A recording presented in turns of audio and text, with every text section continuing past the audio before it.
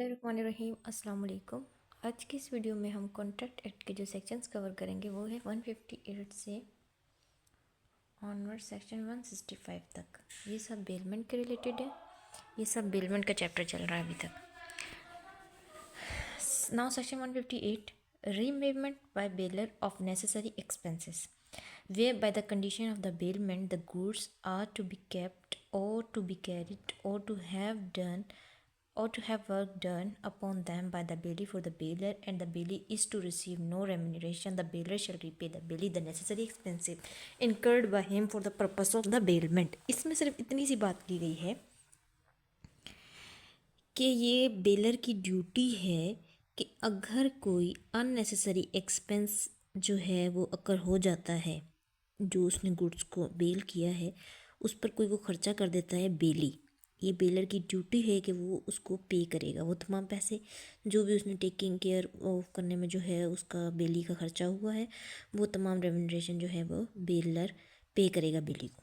For instance अगर हम यहाँ पर एक एग्जांपल पुट करें तो यहाँ पर हम ऐसे कह सकते हैं कि मिस्टर ए है ना, उसने अपना घोड़ा जो है ना, हॉर्स एच जो है वो मिस्टर सी को दिया, ठीक है। अब ये कहीं बाहर जा रहा था, टेकिंग केयर के लिए दिया, ठीक है, वो इस केयर करने के लिए इसको जो है वो घोड़ा दिया।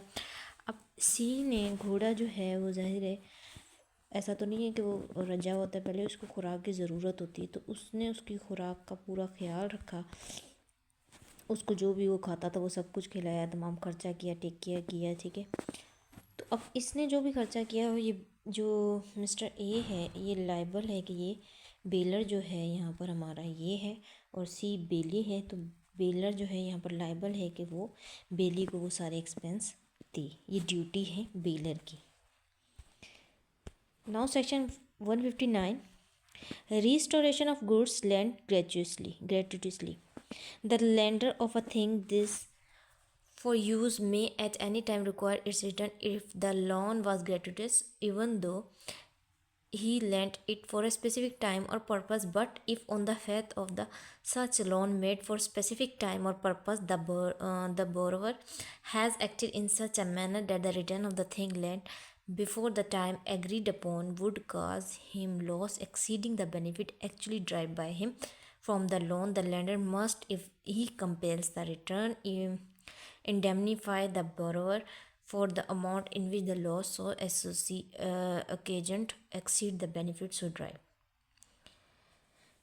159 में सिर्फ इतनी सी बात की गई है कि हमने ये पहले ही पढ़ा है कि बेलमेंट जो है वो अगर हम जो है वो दो किस्म की जो बेलमेंट हमने पढ़ी, ग्रेट्यूटस और नॉन ग्रेट्यूटस। ग्रेट्यूटस जो होती है उसमें हम जो बेलमेंट करते हैं वो होती है विदाउट कंसीडरेशन। क्या होती है? विदाउट कंसीडरेशन, ठीक है। विदाउट कंसीडरेशन जो बेलमेंट होती है वो ग्रेट्यूटस होती है। ग्रेट्यूटस बेलमेंट की बात हो रही है कि अगर ग्रेट्यूटस बेलमेंट है, अगर बेलर जो है वो गुड्स देता है तो वो क्या कर सकता है, उसको जो टाइम उसने जो टाइम पीरियड जो दिया होता है ना कि इतने टाइम के लिए उसने जो है वो गुड्स को दिया, तो उससे पहले वो टाइम एक्सपायर नहीं होता, उससे पहले भी वो उसको ले सकता है, रिटर्न करवा सकता है। ये बेलर का राइट है, वो करवा सकता है, ठीक है। लेकिन इसमें एक शर्त है कि इसमें अब बेली का राइट क्या है, ये तो बेलर की बात होगी, ठीक है। अब बेली का राइट इसमें से ये निकल के आता है इसी सेक्शन में, ये बेली का राइट है कि अगर बेलर जो है वो प्री मेच्योर रिटर्न करवा लेता है, रिटर्न ले लेता है, जिससे बेली को नुकसान हो जाता है, फ़ायदा होने के बजाय उल्टा उसका नुकसान हो जाता है, तो फिर ये बेली का राइट है कि वो बेलर से उसको रिकवर करवाएगी और बेलर ने फिर वो नुकसान पूरा करना है। अकॉर्डिंग टू सेक्शन 159 ये बेली का राइट है और बेलर की ड्यूटी है। नाउ सेक्शन 160, एक second, 160 return of good bailed on expiration of time or accomplishment of purpose. It is the duty of the bailee to return or deliver according to the bailor's direction the good bailed without demand as soon as the time for which they were bailed has expired or the purpose for which they were bailed has accomplished। 160 section हमें सिर्फ इतना बताता है कि बेली ने goods को return करना है जिस मकसद के लिए वो उसने गुड्स को बेलर ने दिया था वो मकसद अकम्प्लिश हो गया है, टाइम एक्सपायर हो गया है, तो विदाउट डिमांड के बेलर के उसने उन गुड्स को वापस करना है, रिटर्न करना है बेलर को। सिर्फ इतनी सी बात है। अगर वो पर्पस कम्प्लीट हो गया, टाइम पूरा हो गया, तो अगर बेलर नहीं भी डिमांड करा तो उसकी अपनी ड्यूटी है कि उसने उसको वापस करना है। Bailee's responsibility when goods are not duly return. 161 में सेक्शन ये बताता है, if by the default of the bailee the goods are not return, deliver or tender at the proper time, he is responsible to the bailor for any loss, destruction or deterioration of the goods from that time। 161 में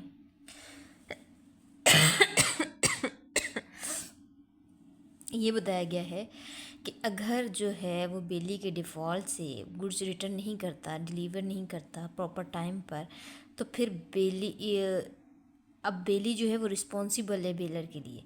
जो भी baler को loss जो है वो occur होता है, जो भी लॉस पहुंचता है, तो वो बेली जो है वो रिस्पॉन्सिबल है कि उसने उसको मतलब उसको कंपनसेट करना है इससे।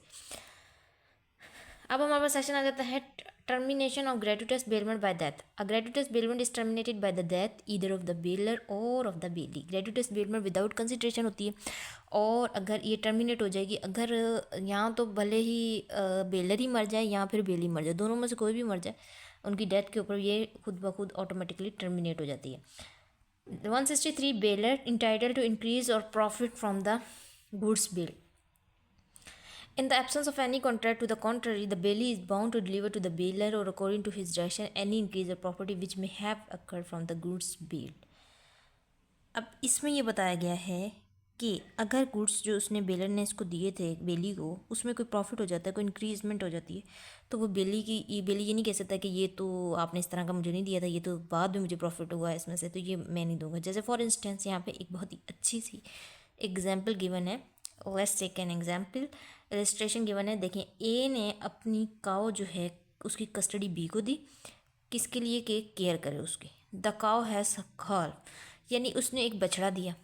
दिस अब ये क्या है यहाँ पर इस सिचुएशन में, अब यहाँ पे bound to deliver the calf as well as the cow to A, यानी अब उसने काल्फ भी देना है उसको, किसको, बछड़ा भी देना है। अब उसने टेकिंग केयर के लिए उसको दिया, जब उसने दिया तो तब वो उस मतलब वो नहीं पैदा हुआ था उसका बछड़ा, लेकिन जब बाद में वो चला जाता है तो फिर पीछे से उसका गाय का एक बछड़ा आ जाता है।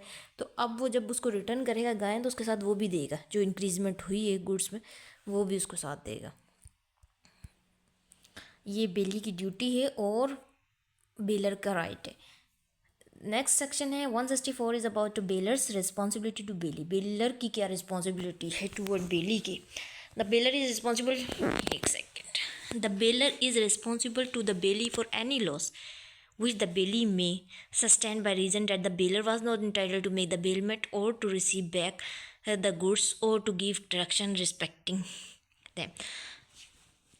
इसमें ये बताया गया है कि बेलर की रिस्पॉन्सिबिलिटी है, बेली की उसमें बिहाफ पर क्या, कि अगर बेलर जो है वो इंटाइटल ही नहीं था, ही वॉज नॉट ओनर, ठीक है, वो ओनर नहीं था चीज़ का, और वो उसको पोजीशन दे देता है बेली को, और थर्ड पर्सन पार्टी जो है, फॉर इंस्टेंस एक एग्जांपल मैं समझा रही हूँ कि अगर थर्ड पर्सन आके क्लेम करता है ये तो चीज़ मेरी थी, और वो कोर्ट के पास चला जाता है, तो फिर उस शू करने पर उसको जो भी एक्सपेंस आएंगे बेली को, वो फिर इंटाइटल बेलर ने पे करने।